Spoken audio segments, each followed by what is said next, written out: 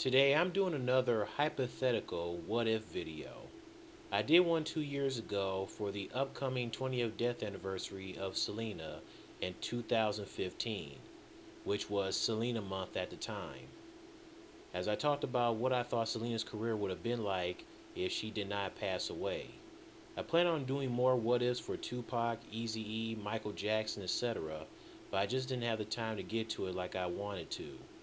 Since it's 20 years since Biggie passed away, I figure I'd do a what would Biggie's career look like if he never was gunned down in that horrible, awful drive-by shooting in Los Angeles. We all know about the East Coast West Coast feud that went down in 1994 until 1996 when Tupac died. Before he died, Tupac was working on doing an LP album titled One Nation. The album was supposed to feature Pac collaborating with East and West Coast rappers, letting everyone know, hey, East and West Coast rappers can work and do songs together. So I'm sure Tupac was going to meet up with Biggie, letting him know the beef was over, and it seems Tupac realized the beef was out of control. Biggie for sure would have done a song with Pac on the One Nation album. When it comes to life after death, Biggie was being diverse, collaborating with different artists, showing everyone that he can do songs with everyone, including Too Short. With the beef being squashed, Biggie would have still traveled to California promoting his Life After Death album. No death threats towards Biggie. He would have went back to Brooklyn safe and sound. Biggie would have saw his album release saying, "Where Brooklyn at? Where Brooklyn at?" There would have been a Life After Death tour. Life After Death still would have done well and would have still went diamond whether Biggie was alive or not.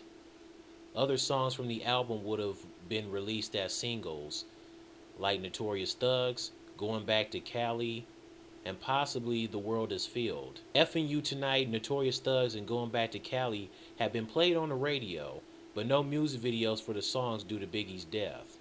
I would have loved to see music videos for those 4 songs. Some actually think Biggie would have still died in his 20s had he not been gunned down because of his weight basically.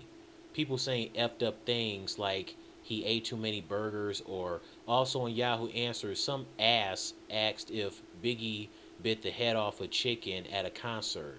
One person responded saying only if it came in a KFC bucket with 2 thumbs up. What? The other person says, no, he usually ate the whole chicken. Shut up. Pieces of crap. Shut up. Ignorant. Biggie was always a chubby person, even at birth. So it seems he has some kind of condition causing him to never be skinny. Just always chubby.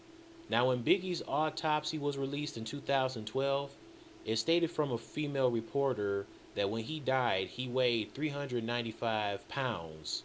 That's 5 pounds away closer to 400. He actually did gain more weight before his death since Biggie was really around 300. His weight gain all started when him and his cousin and rapper Lil C's in Junior Mafia were involved in a car accident on September 27, 1996, 2 weeks after Tupac's death. Biggie shattered his leg, ending up hospitalized, but still worked on his Life After Death album. Also had to do therapy and would have to use a cane. Biggie was recovering from his injury, that he obviously couldn't move around a lot, which led him to gain more weight. When you injure any part of your body, you are not going to be active alive for your injuries to heal faster, and that can lead to people to gain weight. If you are doing something to be active, but you have no business doing it, you could probably re-injure yourself, making it longer for you to recover. Biggie was active before the accident. I heard Biggie planned on making some changes, so I'm sure he would have lost weight and would still be around. Fat Joe, Biz Markie, Heavy D before he died lost weight, so if they can do it, why not Biggie? There's a reason why, unfortunately, Big Pun passed away, and he had a heart attack. Big Pun, at the time of his death, weighed about 698 pounds. Okay, that's almost 700 pounds. Big Pun was truly obese. Now, here's a picture of Big Pun when he was younger and skinny. Okay, that's Big Pun when he was skinny. And back then, Big Pun was active. He would play basketball, do some boxing. Um, but I think he was broke at the time. Since then, he started gaining weight. And the reason why he gained weight was due to the fact that he was depressed and he was trying to find ways to provide for his family the best way he could. And according to Fat Joe, in an interview, Big Pun actually went to a camp where he lost a lot of weight. But the thing is, Big Pun in a way just gave up and he went back to New York and gained all the way back. Big Pun was just in a camp with nothing except for like brown rice. I'm sure Biggie had his moments where he was depressed. I mean, he probably relied more on smoking and drinking. Yes, Biggie was a smoker and a drinker, but I'm sure the guy would have cut back on the smoking and the drinking as he gotten older. According to Little C's, Born Again was still going to be Biggie's third album, but he never got to it due to his passing. I think the unreleased songs would still be on the album as Biggie would have been alive coming up with more songs. Who knows if the artists who collaborate on the album would still be featured if Big was still here. Biggie also would have his own record label signing upcoming artists. Because you may not believe this, but according to a guy named Mark Curry, he said Biggie planned on leaving Bad Boy due to the fact that Puff Daddy was using him. If that's the case, Puffy, Diddy, Papa Diddy, why would you do that?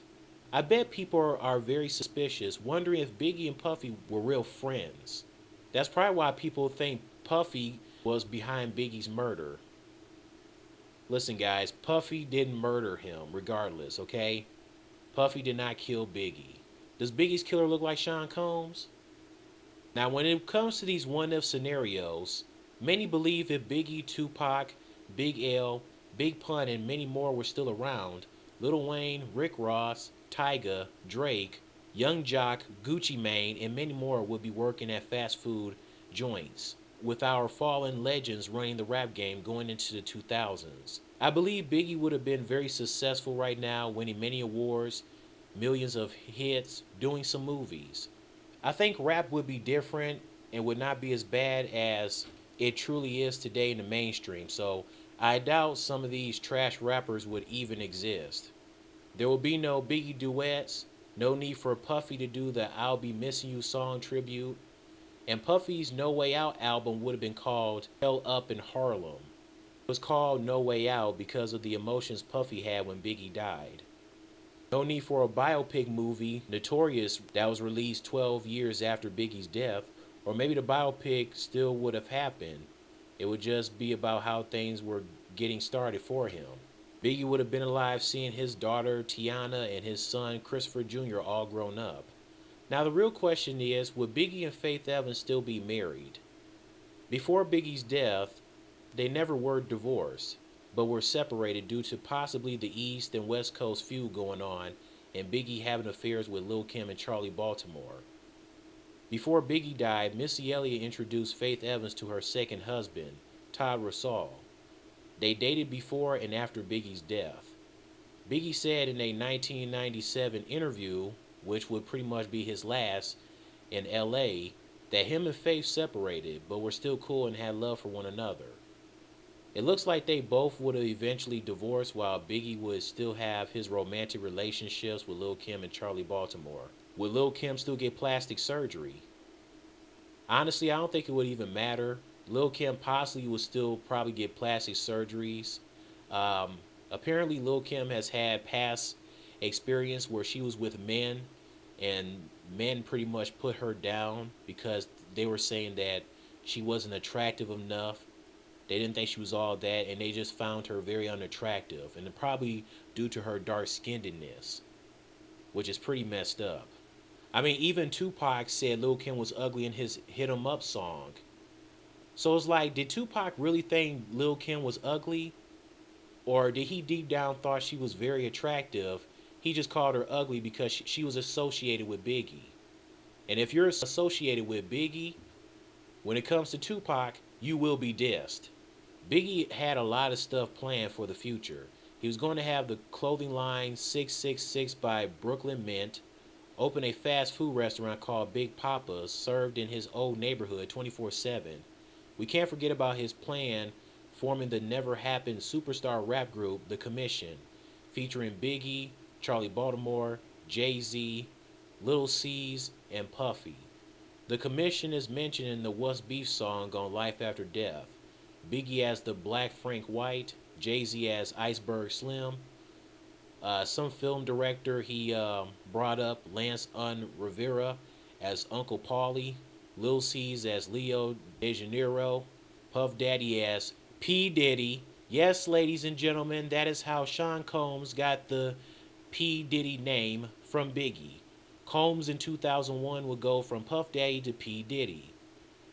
The Commission was going to be a mafioso style rags to riches clique.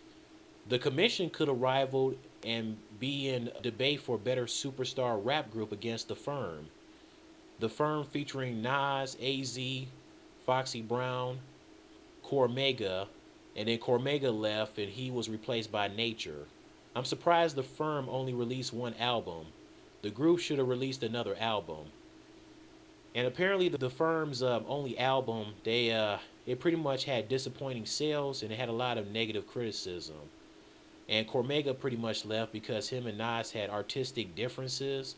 So then he was replaced by Nature, and sooner or later they disbanded, so they didn't work out.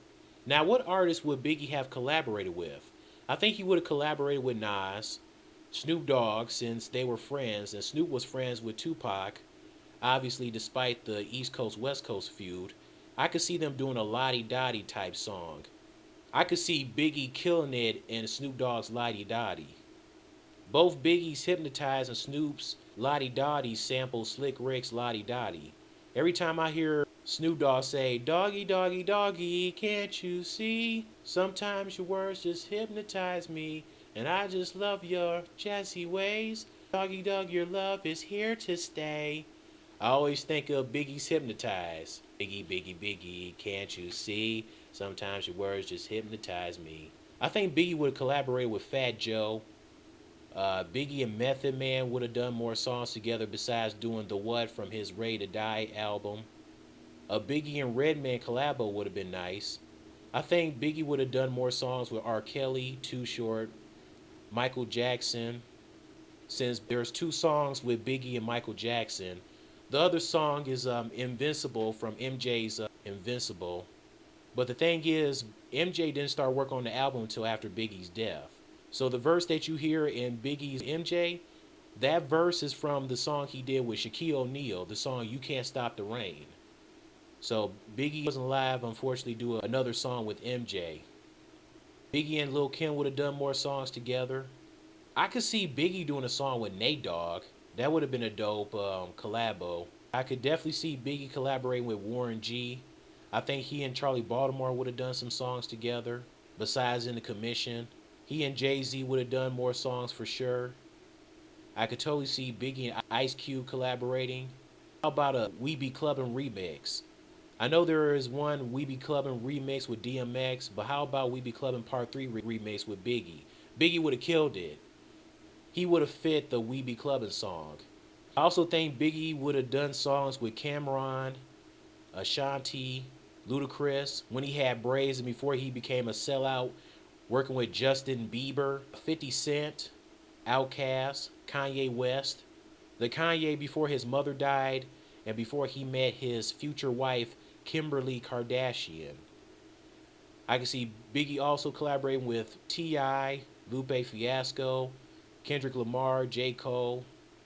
Biggie was supposed to be featured on Eazy-E straight off the Mother Effin' Compton album. So Biggie and Eazy-E doing a song together would have been great. It would have been golden if Tupac, Biggie, Big L, and Big Pun did an actual song together. Biggie also would have collaborated with Eminem. Faith Evans has a duet album coming out with Biggie called The King and I. It's quite possible they probably would have still done the project if he was still around. I also think Biggie and E40 would have collaborated. They were actually supposed to collaborate on Life After Death, but at that time, E40 had other stuff going on. So his schedule was a little hectic. So him and Biggie never got to collaborate.